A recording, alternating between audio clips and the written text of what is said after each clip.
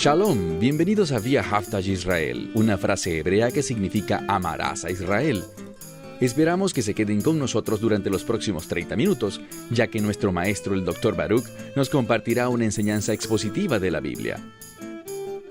El Dr. Baruch es profesor titular del Instituto Zera Abraham, con sede en Israel. Aunque todos los cursos del instituto se imparten en hebreo, el Dr. Baruch se complace en compartir este video semanal en inglés con doblaje al español. Para más información, por favor, visítenos en amarasaisrael.org. Aquí está Baruch y la lección de hoy.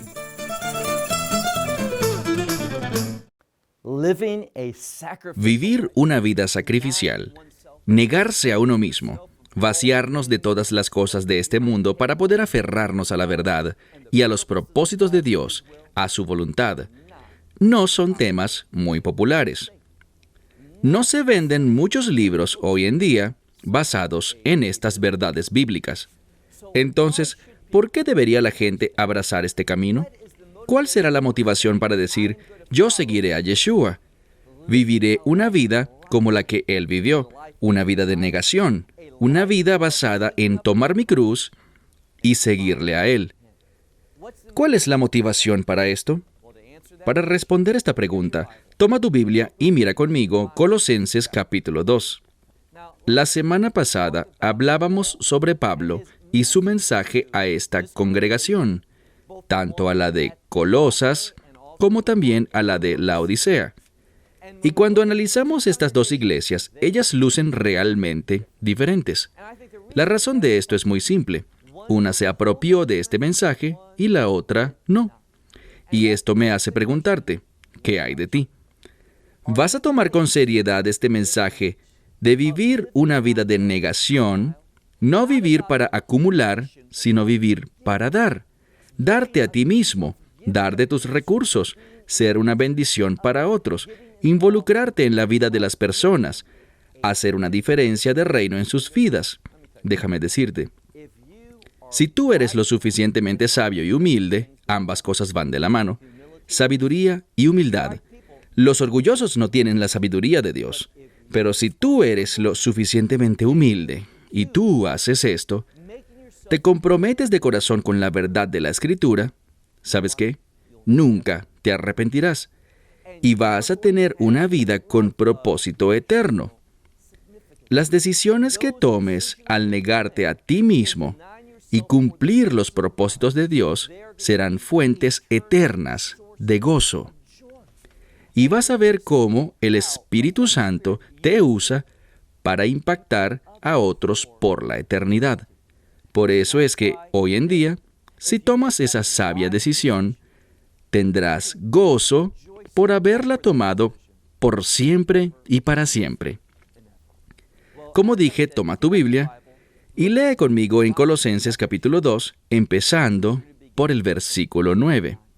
Ahora, pareciera que Pablo aquí está cambiando de dirección, que está hablando de otro tema. Y en cierto sentido es así, pero él lo hace porque quiere darnos palabras de ánimo. Quiere comunicarnos verdades bíblicas que transformarán la manera en la que pensamos, para que podamos estar de acuerdo con Dios y seguir al Mesías. Vayamos ahora al verso 9. Pablo ya nos ha venido hablando de esto desde el capítulo 1, a partir de los versículos 15 y 16. Pero noten lo que dice en el versículo 9, que en Él, ¿en quién? En el Mesías Yeshua. Y este es un versículo importante que establece con precisión su identidad. ¿Quién es el Mesías Yeshua? O sea, ¿quién es Jesucristo? En verdad, dice que en Él habita, está en el presente, en Él habita toda la plenitud de la deidad. Ahora, esta es una palabra que deriva de la palabra teos, que significa Dios en griego, pero tiene unas letras adicionales adheridas a ella. Y estamos hablando de la misma esencia de Dios, la deidad, la divinidad, la plenitud de Dios. Y lo que leemos aquí dice que en Él habita toda la plenitud de la deidad. ¿Cómo? Corporalmente. Entonces, lo que vemos al estudiar la vida del Mesías es que tenemos una expresión perfecta de la misma esencia de Dios. Y el Mesías, para el tiempo en el que habitaba en este mundo, ¿qué hacía? Él no vivía de acuerdo a sus deseos. ¿Cómo sabemos eso? Bueno, ve al jardín del Getsemaní y lee esa escritura. Fíjate en lo que dice. No se haga mi voluntad. Él hablaba en ese momento, totalmente como un hombre.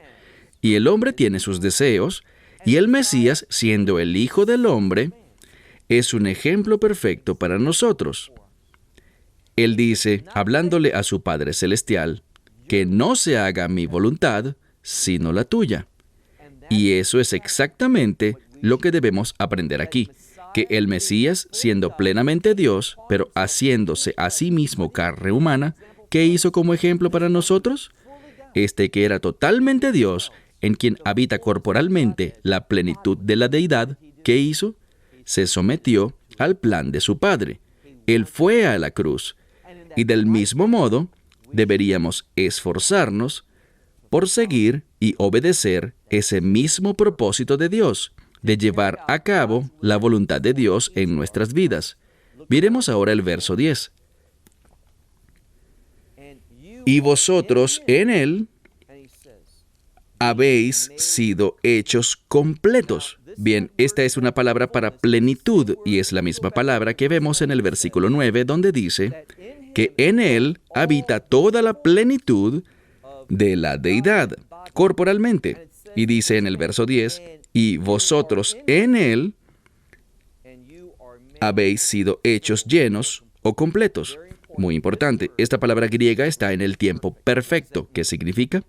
Nos habla de algo, él está hablando con creyentes, algo que ha pasado en su pasado, es verdad ahora y podemos decir que continuará indefinidamente por la eternidad. Es decir, Él está en este proceso. Él lo inició, lo hace ahora y continuará hasta llegar al punto en el que todos seamos hechos completos. Muy importante. Nosotros no lo hacemos. Nosotros nos sometemos a la obra, al ministerio, al bautismo del Espíritu Santo, y cuando obedecemos a Dios, esto se hace realidad en nuestra vida. Es el resultado, es su obra. Entonces, hemos sido hechos completos, ¿cómo? En este quien, dice aquí, es la cabeza, quien es la cabeza de todo poder y autoridad. Ahora, yo marqué esto en mi Biblia. Lo subrayé y lo resalté. Este Yeshua, Él es totalmente Dios, toda la plenitud de la deidad habita en Él corporalmente, y Él es la autoridad. Él gobierna, Él es la cabeza, dice la Escritura, sobre todo poder y autoridad. ¿Sabes lo que eso significa? Es un llamado a la obediencia. Es una exhortación a someternos, a caminar en fidelidad con Dios.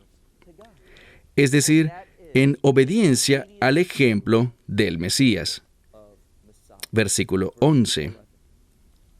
En quien también vosotros fuisteis circuncidados con una circuncisión, dice, con una circuncisión que no fue hecha por manos, al remover el cuerpo de pecado de la carne en la circuncisión del Mesías. Quiero hablar por algunos minutos sobre el término circuncisión.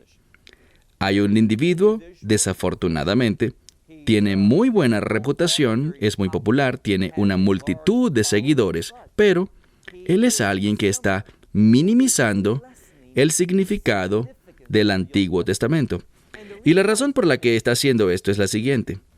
Él no piensa que el Antiguo Testamento es defendible. Él considera que hay cosas en el Antiguo Testamento que simplemente no podemos tomar con seriedad.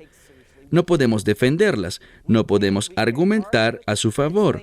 Son cosas con las que ni siquiera quizás estemos de acuerdo. ¿De qué estoy hablando? No hace mucho tiempo me estaban entrevistando y la pregunta tenía que ver con la esclavitud. Dentro de algunas semanas, cuando lleguemos al final del capítulo 3 y empecemos el capítulo 4, Vamos a estar hablando sobre la esclavitud.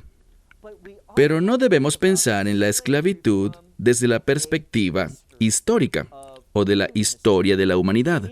Debemos comprender lo que es la esclavitud en la Biblia. Y tú dirás, bueno, ¿y cuál es la diferencia? Una gran diferencia. Cuando leemos las Escrituras, la esclavitud en la Biblia se producía cuando alguien entraba en un compromiso. Usualmente estaríamos hablando de un compromiso de tipo financiero y no podía cumplir su parte del acuerdo.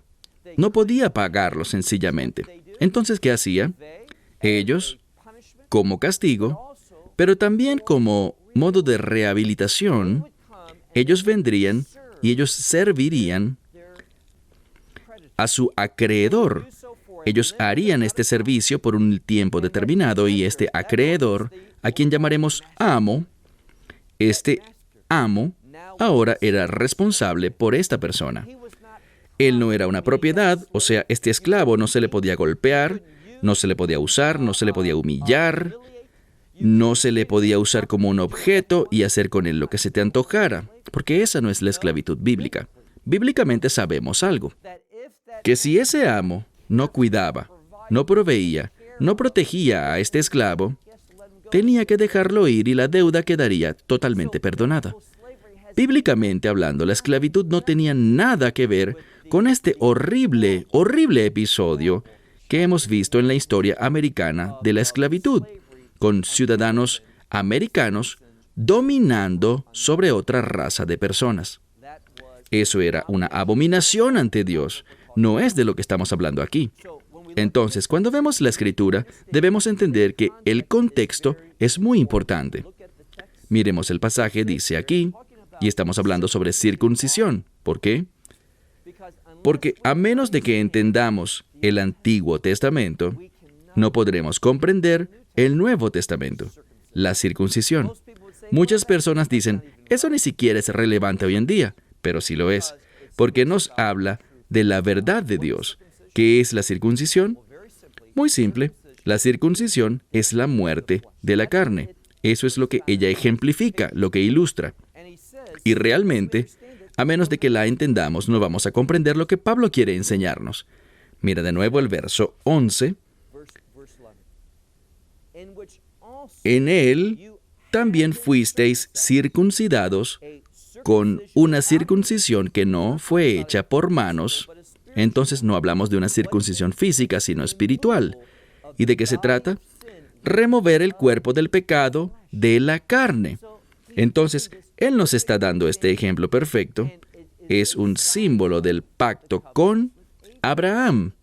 Abraham fue circuncidado, por lo que vemos que esto no está vinculado a la ley de Moisés, aunque forma parte de las 613 leyes de Moisés, sino que simboliza el pacto abrahámico, el cual era un pacto de fe, fe en la simiente de Abraham, que como dice Pablo en Gálatas 3:16, es el Mesías.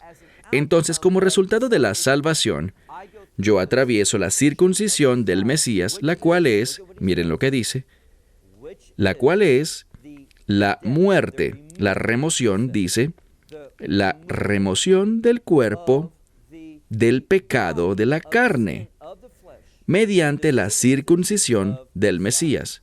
Verso 12. Ahora, él salta y une la circuncisión con el bautismo. ¿Ven?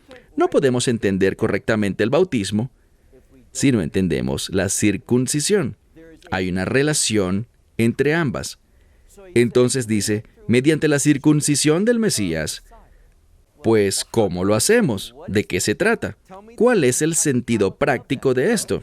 Bueno, eso es lo que hará. Mira ahora el verso 12.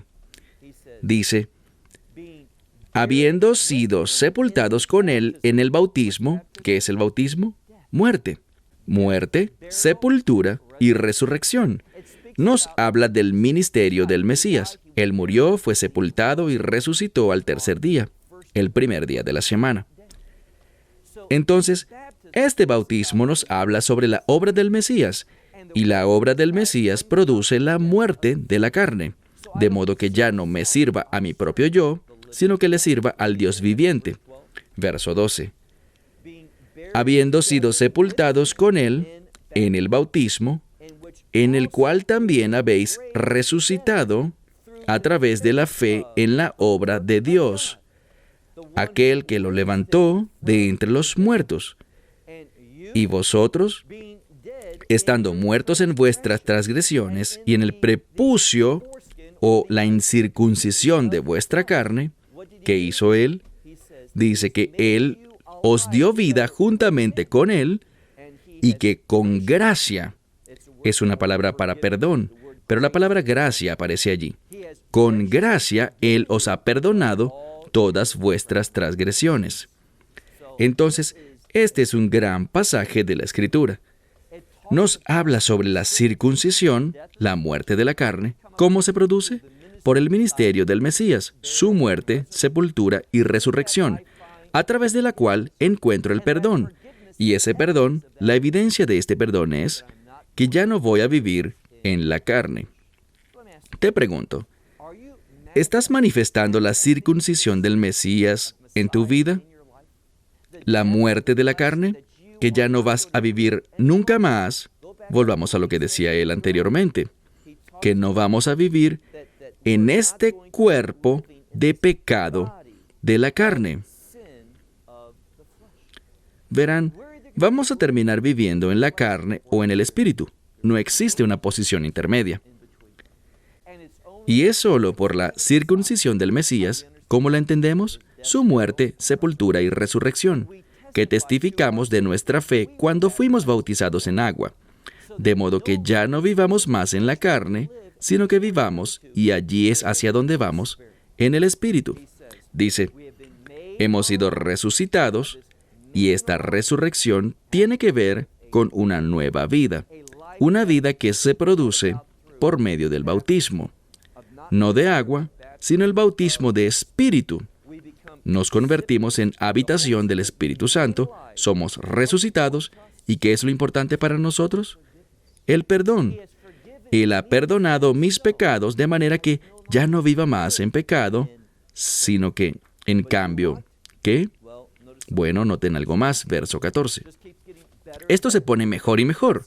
Dice aquí, habiendo cancelado, y utiliza esta frase, aquello que estaba en contra nuestra, los decretos que fueron escritos, los cuales eran adversos a nosotros. Esto es lo que está diciendo.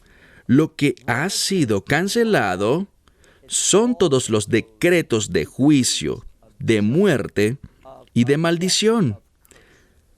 Todos ellos han sido anulados. No vamos a ser maldecidos por Dios, no vamos a ser aniquilados por Dios, sino que en cambio tendremos una nueva vida. Una vida que está empoderada por el Espíritu de Dios, y el Espíritu de Dios está relacionado con el orden de Dios. Y el orden de Dios es visto en sus propósitos, en su palabra, en sus instrucciones, en sus leyes, en sus estatutos, en sus mandamientos. Eso no debería ser controversial. Allí es donde encontramos sus expectativas sobre lo que Él quiere que yo haga. Tómalo de esta manera. El Mesías vino a este mundo con un mandato, que Él entregara su vida, y nosotros, habiendo sido salvos, nos convertimos en personas que ahora tienen un llamado en nuestra vida, y ese llamado estará basado en las instrucciones de Dios. Y por tanto, tenemos una motivación. ¿Por qué me debo someter a Él? Por lo que Él ha hecho. Él ha cancelado todos estos decretos escritos que estaban en mi contra, que nos eran adversos, y los ha quitado de en medio. ¿Y cómo ha hecho esto? Noten lo que dice en el verso 14. Clavándolos en la cruz. ¿Qué ha clavado en la cruz? Todas las cosas que estaban en contra nuestra. Pero ¿sabes qué no clavó en la cruz? La vida y las bendiciones. Una nueva vida, una vida eterna y bendiciones. Ahora, las bendiciones son el resultado de la obediencia. Esto es tan controversial y no entiendo por qué lo sigue siendo hoy en día y la gente tropieza con eso. Es a través de mi obediencia que recibo las bendiciones de Dios. Esto es algo que era afirmado en el Antiguo Testamento y es cierto en el Nuevo Testamento. De esto nos habla Pablo cuando dice tal como habéis recibido al Mesías, al Señor, caminad en él. Dios tenía el Evangelio es la proclamación que hemos sido llamados a obedecer. ¿Qué significa eso? A recibirla, recibir esa verdad, aplicarla a nuestras vidas. ¿Es lo mismo aquí?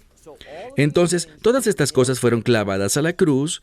¿Y cuál fue el resultado de esto? Miren el verso 15. El hecho de la cruz. Y he mencionado que la cruz es poder. Cuando aceptamos la cruz personalmente en nuestras vidas, sabiendo que Él murió en esa cruz por mí, mis pecados fueron derramados sobre Él, mis pecados fueron juzgados en su muerte, mis pecados fueron redimidos por el derramamiento de su sangre sobre la cruz. ¿Qué hace eso? Verso 15. Cuando entiendas el verso 15, esto literalmente puede cambiar tu vida. Aquí vemos una palabra para quitar, usualmente quitarse las vestiduras.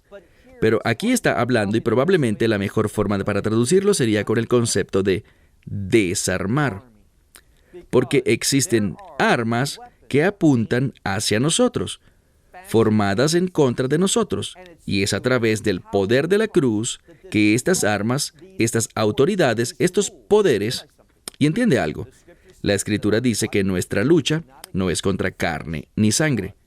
Eso significa que no luchamos contra carne y sangre, sino que estamos en una guerra espiritual. Y lo que dice la Escritura aquí, miren el verso 15, por medio de la suficiencia de la cruz, del poder de la cruz, Él ha desarmado a los poderes, autoridades. Y esta palabra para autoridades, para principados y cosas así, demoníacas en esencia, implica que están en contra nuestra. Sin aferrarnos a la cruz, ellos estarían vivos, fuertes y poderosos en nuestra contra. Es solo por la cruz que ellos quedan desarmados. Son despojados de sus poderes en nuestra contra. Ya no tienen poder o autoridad alguno sobre nuestra vida. Desarmando los poderes y autoridades y exponiéndolos públicamente, triunfando. Él triunfó sobre ellos. ¿Cómo triunfó Él sobre ellos? Aquí está el detalle. Cualquier persona, tú o yo, podemos tener triunfo y compartir esa victoria. Pero esa victoria, lo dice de nuevo, ¿está basada en qué? En Él. No te pierdas el mensaje. Esto es fundamental para poder vivir una vida que le agrada a Dios. Regresamos y nos damos cuenta de algo. Dios ha dispuesto de manera perfecta de mi pecado cuando murió en la cruz y derramó su sangre, de modo que yo no continúe en pecado. ¿Y qué es el pecado? Es la violación de las instrucciones de Dios. Debemos entender eso. Y por eso es que si nosotros decimos, caminemos en amor, sí, debemos caminar en amor, pero el problema es que no entendemos el amor. Y aquí surge algo que es muy controversial. No hace mucho estaba hablando en cierto país, no era Israel. Normalmente los israelitas entenderían esto debido a su herencia. Pero la mayor parte del mundo no lo entiende. Escuchamos el término mandamientos y pensamos, oh, eso es una carga, algo malo, sin validez, un yugo del cual fuimos librados. Pero aquí está el problema. Cuando vemos los mandamientos, dice que hay dos que de cierta manera caracterizan o describen a los demás. Y estos son: ama a Dios con todo tu corazón, alma, mente y fuerzas, y a tu prójimo como a ti mismo. La gente piensa, oh, si cumplo estos dos, me deshago de los otros 611. Pero no, los 611 nos enseñan cómo hacer estas dos cosas. Es la dirección de estos dos mandamientos. Enseñarnos cómo amar a Dios y cómo amarnos los unos a los otros. Los mandamientos están arraigados en el amor.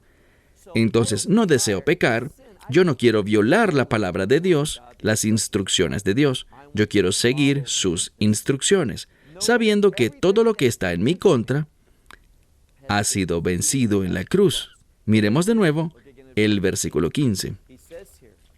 Habiendo despojado a los poderes y autoridades, y muchos eruditos, si haces un buen estudio de esto, te dirán, son poderes y autoridades de un dominio espiritual. Ahora, ellos pueden usar cosas físicas también, pero el origen aquí es espiritual. Yo diría que es un origen demoníaco, inmundo, satánico.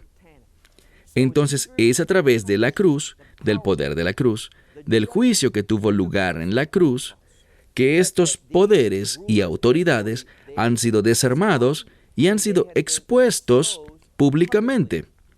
Y la siguiente palabra es, habiendo derrotado, es la palabra para triunfo. Habiendo triunfado sobre, o sea, hemos triunfado sobre ellos. ¿Cómo? Noten al final del verso 15, en Él. Una y otra vez vemos esto. Pablo no puede avanzar muchos versículos sin regresar a este en Él. Y allí es donde tenemos la victoria. Allí es donde tenemos acceso al poder. Allí es donde hallamos el conocimiento, la visión, el consejo del Espíritu Santo. Es cuando estamos en Él. Y cuando estamos en Él, tendremos esa misma mentalidad, que Él vino a este mundo con el fin de entregar su vida, sabiendo que el reino estaba en el horizonte. Y haremos eso mismo. No viviremos pensando en acumulación. No viviremos enfocados en lograr cosas, esas cosas elementales de este mundo, sino en cambio, viviremos pensando en cómo podemos dar de lo que Dios nos ha dado a nosotros con el fin de impactar a otros.